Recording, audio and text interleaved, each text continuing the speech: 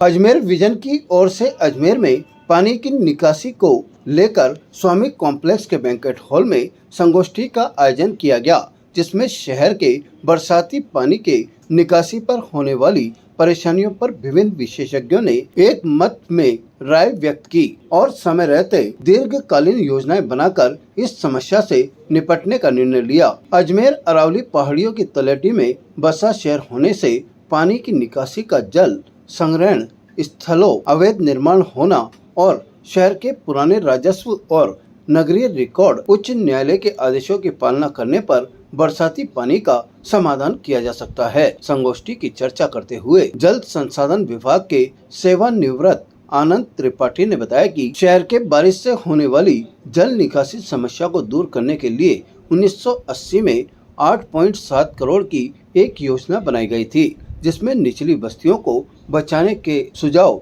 सहित Anasagar escape channel की मरम्मत और अन्य कार्य करवाने थे। लेकिन समय पर यह योजना मूर्त रूप में नहीं आने से इस समस्या का निदान नहीं हो सका। RSHA के प्रोजेक्ट मैनेजर केदार शर्मा ने बताया कि 8 से 9 किलोमीटर लंबाई एस्केप चैनल की मरम्मत के साथ साथ भराव क्षमता को बढ़ाना जरूरी है।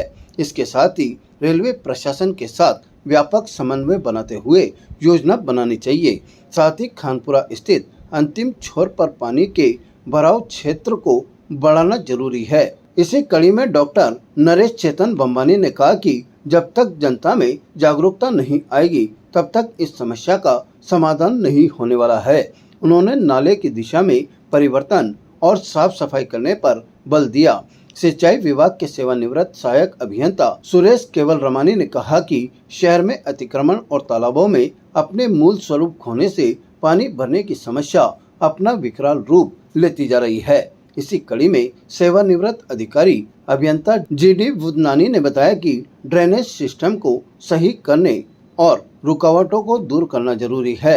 वहीं सुनील कुमार पारिक ने भी भारत सरकार द्वारा बजट आवंटित करने पर जोर दिया। चिंतक और लेखक गिरधर तेजवानी ने कहा कि विभागों में कई योजनाएं बनाई जाती है, मगर राजनीतिक इच्छा शक्ति के अभाव में अमल में नहीं होने की वजह से फाइलें ठंडे बस्ते में चली जाती है। आवश्यकता है विजन अजमेर सरकार शासन प्रशासन के बीच में सेतु का कार्य करेगा और अमली जामा पहनाने का कार्य करेगा। बार एसोसिएशन के अध्यक्ष चंद्रभान सिंह राठौड़ ने बताया कि प्रकृति के वास्तविक रूप से छेड़छाड़ करने से इस तरह की समस्याएं उत्पन्न होती है। उन्होंने आनासागर के ओवरफ्लो के बाद होने वाली समस्याओं के बारे में चिंता व्यक्त करते हुए उनसे निजात पाने के लिए अनेक सुझाव रखे और प्रकाश मीणा ने पानी का भराव और उनका उचित निकास नहीं होना मानव निर्मित समस्या बताया। समन्वयक कमल प्रकाश किशनानी ने कहा कि आज जितने भी सुझाव आए हैं इन्हें प्रेजेंटेशन बनाकर सरकार और प्रशासन के सामने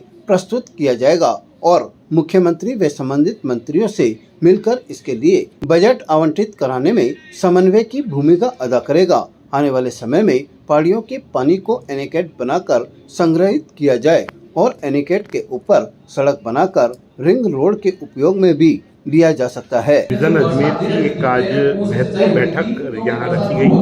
उसमें बरसाती पानी की निकासी का स्थायी समाधान के ऊपर विस्तृत चर्चा की गई। कई तरीके के सुझाव आए। वो सुझाव इस तरीके की कि जो बरसात का जो पानी आता है, आदमी जब बरसात का पानी आता है तभी लोगों को याद आता है जब वो पूरा साल जब उस पानी को निकासी को लेकर आदमी सोचता नहीं है। तो उसके लिए स्थायी समाधान किस तरीके से हो सकते हैं, स्थायी समाधानों के लिए अलग अलग प्लानिंग करी गई है, अलग अलग सोचा गया है। इन सारी चीज़ों को एकत्र करने के बाद सरकार के बाद में पूरा मेमोरेंडम बनाकर सब चीज़ों को पेश किया जाएगा और उसके अलावा उसके स्थायी समाधान के अंदर जो टेंडर की प्रतिक्रिया होनी चाहिए, उसके बीच में जो गैप्स आ रहे हैं उसका सेतु का काम विजन अजमेर करेगा। आज हमने जो है वो बरसाती पानी का को जो भराव हो रहा है उसके स्थायी समाधान के ऊपर आज हम लोगों ने उसमें जो आना सागर का जो पानी भरकर रोड पर आ गया, पाल बिचला से होकर जो नीचे जो पानी भर जाता है, क्षेत्रों में भर जाता है, लोग बीमारियों से त्रस्त हो जाते हैं, उन सब चीज़ों के लिए स्थायी समाधान क्या हो उसके ऊपर चर्चा की गई। और निश्चित रूप से ये जो चर्चा की गई बहुत ही